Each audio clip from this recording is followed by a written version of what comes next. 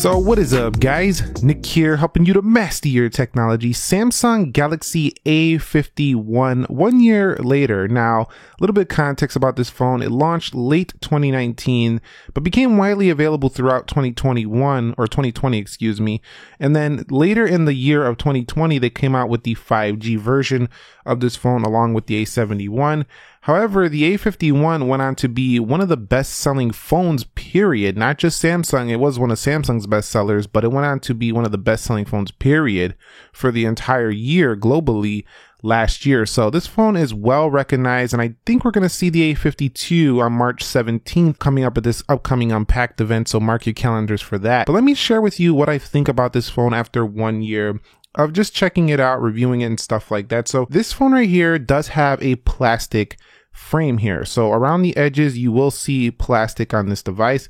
However, it does do a good impression of looking just like an aluminum build, or looking just like, you could say a glass or a stainless steel kind of look on the back as well. So it just kind of has this impression. So somebody sees this, it's going to look just like a glass phone, just like a flagship grade device. And when you combine the Samsung branding, a flagship looking device with an OLED display on the front, you have a recipe for success here. And Samsung knew what they were doing when they made this one, because it went on to be such a great seller. At 172 grams, this phone never really felt like nothing super heavy.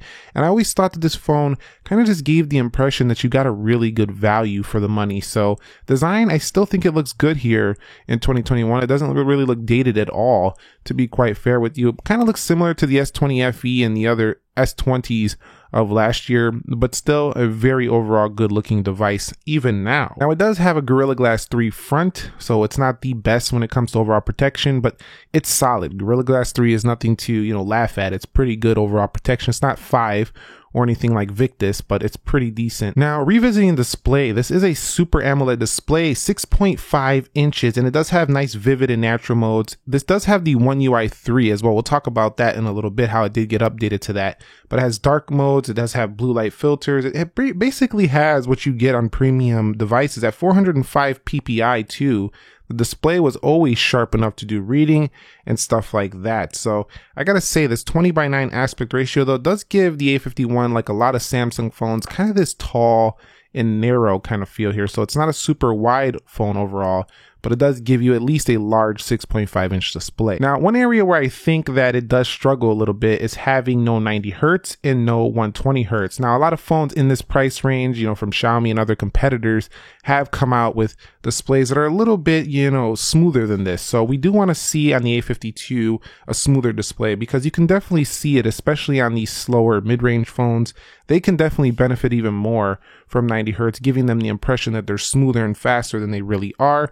Whereas on flagship devices, they're super fast. So even with 90 Hertz, it's not as noticeable as it would be on something like a mid-range device. So definitely think it could benefit from that. Although it's not bad once you get it booted up, there are some delays and a little bit of stutters here and there, I would say, in terms of the overall display refresh. And another thing, this phone does have a tiny chin down here. That could be improved as well going forward. I think we could stretch that display down just a bit, but overall it's pretty acceptable. Again, I'm going to go back to the price. For the price, it's a pretty acceptable overall design on the front with the punch hole camera up here. Doesn't really have much to speak of in terms of, super big bezels. They just don't exist here.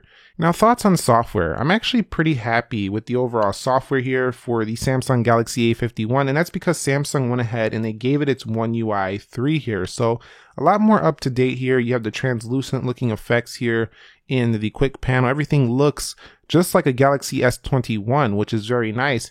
In addition, this phone also does give you updates still, security updates and stuff like that. Although I do find the A series does get kind of, left behind a little bit. It's like the last one they do before, like they do them after the Galaxy S series. The S series and the flagship grade get them first, and then you get it on your A series phones. But at least you are getting updates, and you do have basically all the same functionality that you'll get on the S series phones. So this is what has always made the Galaxy A series a very compelling option. So many features set here in such a cheap device. So you don't have to pay $1,000 to experience what Samsung has to offer, at least in the way of their software. Now, I will say that I have been finding the performance on this phone just a little bit disappointing, and mostly because it just kind of takes a while for apps to open up when you pop them open, they're just a little bit slow, and you can kind of see this like animation chop. It's just a little bit slow. We need to see 90 hertz on this phone, and we need to see, I think, a little bit of a better processor, because the 9611 in here 10 nanometer CPU is not the best. With 6 gigs of RAM, it held apps pretty well. And I'm not saying this is not functional. If it wasn't functional, millions of people wouldn't have bought this. It definitely works pretty well. When it first starts up, it's definitely slow to get going, though. It takes a few seconds for it to kind of boot up. But then once it gets warmed up and you're using it, it does seem pretty decent.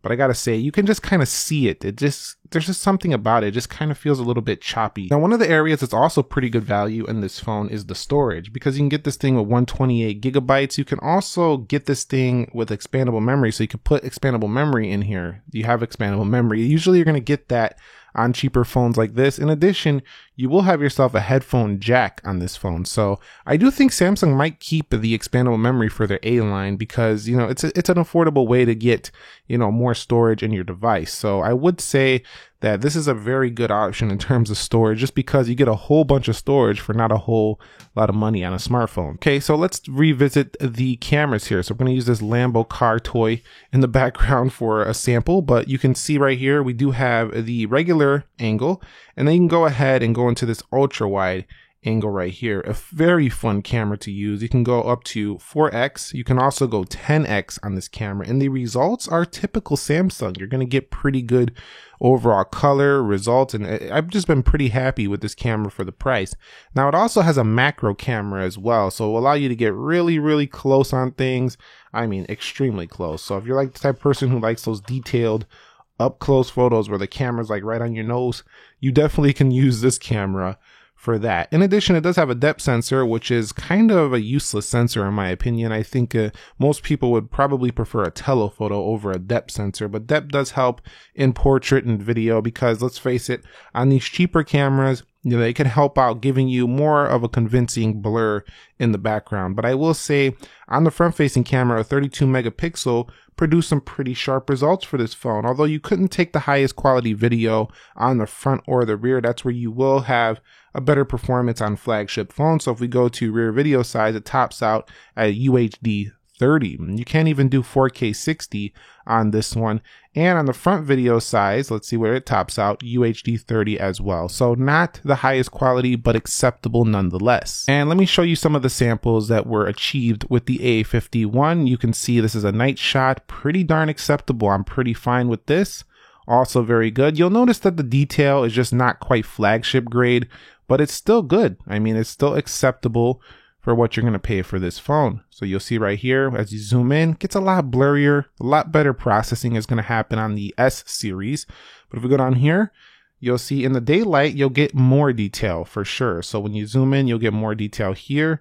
The phone just does a very good job with adequate lighting, and I think this phone right here's camera results speak for themselves. They do pretty good for the money, and I think that the A52 should outshine this one, and this is an area I do want to see big upgrades for the next device. So the A51 has a 4,000 milliamp hour battery, and the battery has been superb on this phone, mostly because it's not pushing a lot of power or a super high resolution 1440p display. So this was like a day and a half phone right here from me.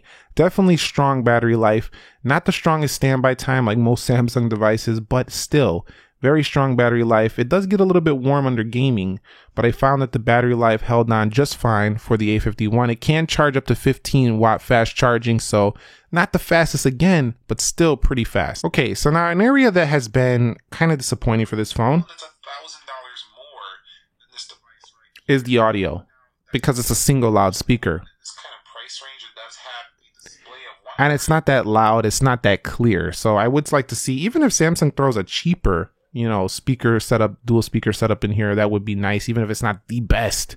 I would like to see stereo speakers on the future A series phone like this. Our mobile performance has been strong, reception very good on this phone. 4G LTE though, on this model, they did have a 5G one, so you might want to get the 5G one if you're looking for, you know, more longevity. However, I'm not sure the A51 is going to be worth it anymore, as the A52 is on its way. The area of this phone that kind of disappoints me is the fingerprint sensor, not because it doesn't work. I just kind of think it feels better to be like right here. It's kind of low, and you kind of got to hold it sometimes a little bit longer than you would like, and it misses more often. It's not going to miss, of course, in the video, but it misses more often than I would like. And there goes a little bit of lag right there, but it misses more often than I would like. I know you got to hold down longer.